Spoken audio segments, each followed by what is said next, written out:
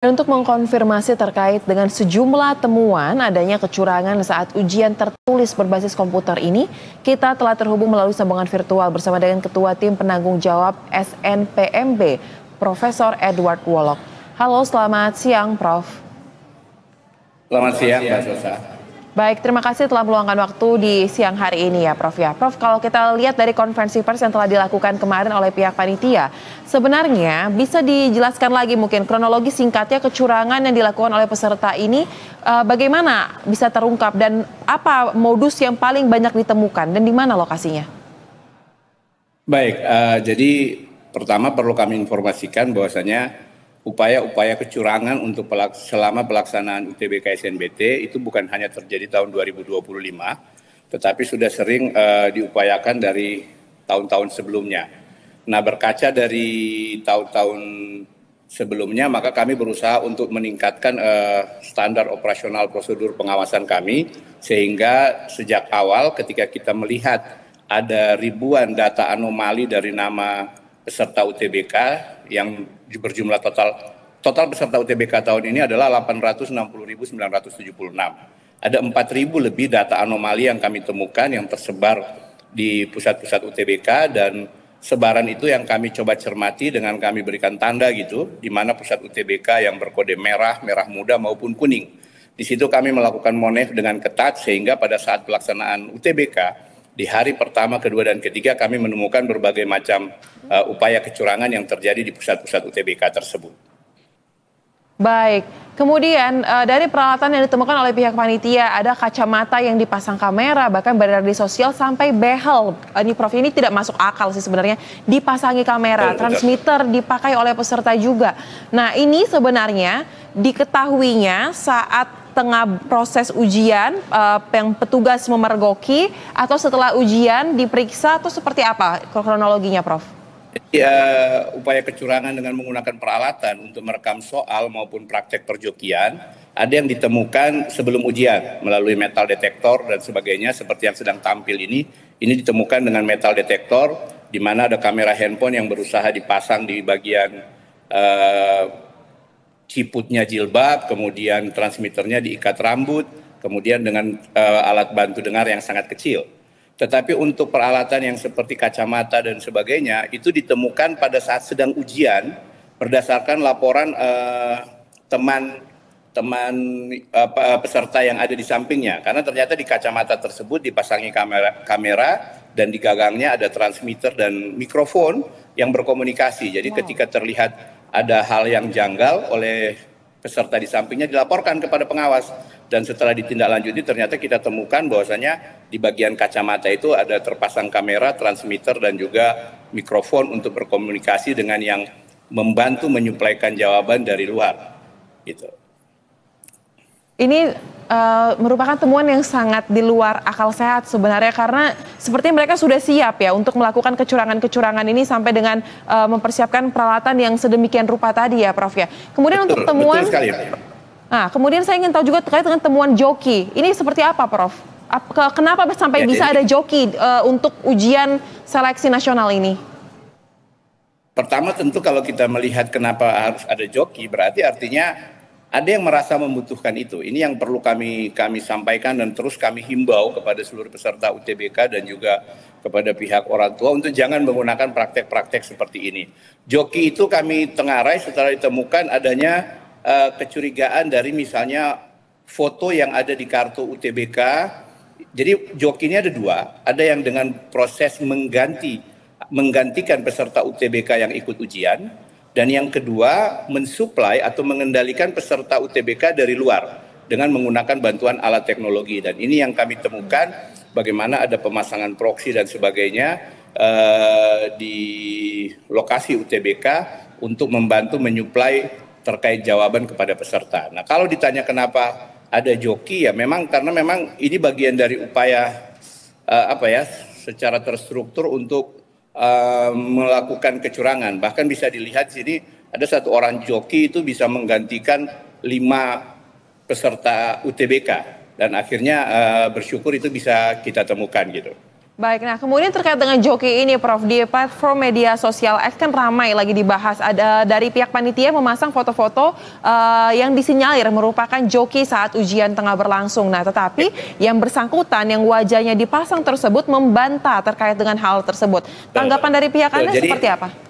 Betul. Jadi ada salah satu foto dari UTBK itu memang terjadi kesalahan pengutipan foto. Bahwasanya memang terjadi kesalahan pemasangan foto tetapi tidak disebutkan nama yang bersangkutan karena memang nama jokinya yang disebutkan bukan nama yang bersangkutan dan memang itu ada kesalahan pemasangan foto mungkin dikarenakan tim teknis ya terkait dengan ratusan ribu data yang di data kemudian terjadi kekeliruan atau kehilafan dalam mengutip dan untuk itu kami minta maaf dan kita sudah melakukan klarifikasi langsung kepada si peserta dan juga pihak keluarga di mana si peserta yang terpasang fotonya itu salah satu ya tidak semua hanya satu yang salah itu yang satu itu bahwasanya dia sudah mengikuti UTBK dengan baik dan benar dan dia tidak menggunakan praktik joki jadi namanya juga kan tidak kita sebutkan di saat konferensi pers yang kita sebutkan adalah nama jokinya jadi terjadi kesalahan pengutipan terhadap tampilan peserta yang di joki gitu jadi yang tampil di foto itu memang bukan yang di joki yang bersangkutan sudah mengikuti UTBK dengan baik dan benar dan untuk kehilafan itu kami minta maaf yang sebesar-besarnya. Baik, nah kemudian ada lembaga pendidikan bimbingan belajar juga yang membocorkan soal nih Prof. Ini sebenarnya bukan kali ini, saya sudah sempat dengar ini dari zaman saya masih sekolah juga. Nah terkait dengan hal ini bagaimana penelusuran dilakukan oleh panitia? Jadi pertama yang perlu kami tegaskan bahwasanya kebocoran soal itu tidak mungkin terjadi. Karena soal yang akan diujikan itu baru akan didistribusikan pada saat ujian per sesi gitu. Adapun dari usaha-usaha untuk merekam soal, memfoto soal, kemudian mengupload terkait dengan bocoran soal itu adalah setelah kami telisik itu ada yang soal-soal tahun lalu kemudian diganti angkanya. Tetapi bisa dikatakan begini, yang bisa diupload itu adalah soal yang saat pelaksanaan ujian, bukan soal sebelum ujian. Jadi kalau kebocoran soal ini kami bisa sampai hari ini kami bisa menggaransi bahwasanya soal itu tidak akan bocor untuk sebelum ujian. Tetapi kalau menampilkan model-model soal terkait dengan soal yang mirip dengan soal yang akan diujikan itu bisa saja dilakukan oleh pihak-pihak yang memang menginginkan dan ingin melakukan itu dengan kepentingan mereka gitu ya. Tetapi perlu kami sampaikan di sini dari 23 sesi UTBK itu kami menyiapkan 23 set soal yang berbeda ditambah dengan set soal cadangan. Baik, berarti untuk kebocoran soal ini dipastikan bukan soal yang akan diujikan yang bocor, tetapi mungkin model soal yang mirip ya Prof.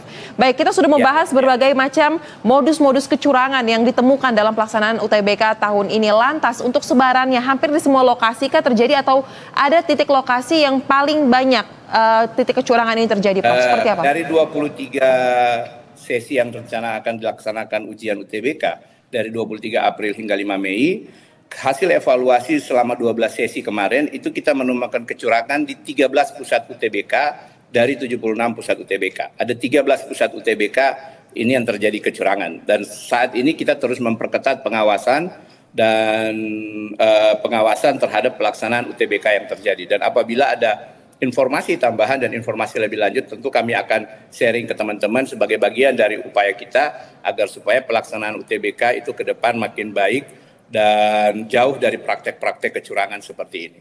Baik, lantas untuk 13 lokasi yang disinyalir tempat terjadinya kebocoran tersebut atau kecurangan tersebut nih Prof, bagaimana nasib dari para pesertanya? Apakah sudah dipastikan langsung didiskualifikasi atau masih ada proses mungkin untuk bertemu dulu mencoba mencari tahu, ada komunikasi yang dilakukan atau seperti apa? Kalau untuk peserta yang terbukti secara sah berdasarkan prosedur kita melakukan kecurangan, itu bisa dipastikan didiskualifikasi dari keikutsertaannya di UTBK. Adapun mengenai proses lanjutan itu menunggu investigasi lebih lanjut dari panitia pusat UTBK setempat dan juga dengan aparat hukum yang dimintakan kerjasama oleh pihak panitia. Baik, terakhir Prof, dalam kesempatan ini kami juga ingin mendengar Anda sebagai perwakilan dari panitia dan juga penanggung jawab apa yang ingin disampaikan kepada masyarakat karena kan persoalan kebocoran ataupun juga kecurangan dalam modus UTBK ini menimbulkan rasa kekhawatiran juga akan masa depan para peserta yang sudah bekerja dengan sangat maksimal, belajar setiap hari agar mendapatkan hasil yang maksimal. Silakan, Prof. Pertama, kami ingin menegaskan bahwasanya praktek-praktek kecurangan yang terjadi itu tidak akan mempengaruhi bagi peserta yang sudah mengikuti dengan integritas tinggi dan penuh kejujuran. Karena kami sudah memiliki standar terkait dengan bobot penilaian maupun dengan soal yang diujikan, dan kecurangan yang terjadi itu tidak mengganggu teman-teman atau adik-adik kita, anak-anak kita yang sedang ujian. Tetapi yang tidak kalah penting yang perlu kami sampaikan adalah pentingnya kepada seluruh peserta UTBK, baik juga yang insya Allah akan ikut tahun depan, untuk tidak lagi menggunakan cara-cara kecurangan seperti ini. Karena kalau tidak ada yang ingin menggunakan cara curang, joki dan sebagainya, maka tentu upaya-upaya ini kan tidak akan memberikan dampak. Tetapi selama ada permintaan untuk itu, maka terus akan meningkat upaya kecurangan mereka dengan menggunakan teknologi yang terus terang dari tahun ke tahun modusnya ini semakin canggih dan semakin terorganisir. Nah, ini juga yang perlu menjadi perhatian kita bersama agar supaya integritas dari UTBK, Seleksi Nasional Penerimaan Mahasiswa Baru, untuk anak-anak kita ke depan, untuk masa depan yang lebih baik, tentunya harus terselenggara dengan integritas tinggi dengan cara-cara yang jujur gitu, Mbak. Baik, terima kasih Ketua Tim Penanggung Jawab SNPMB, Profesor Edward Wolog telah memberikan tanggapan dan juga klarifikasi serta insight kepada kami di Berita Satu Siang. Salam sehat, Prof. Terima kasih, Mbak Sasa.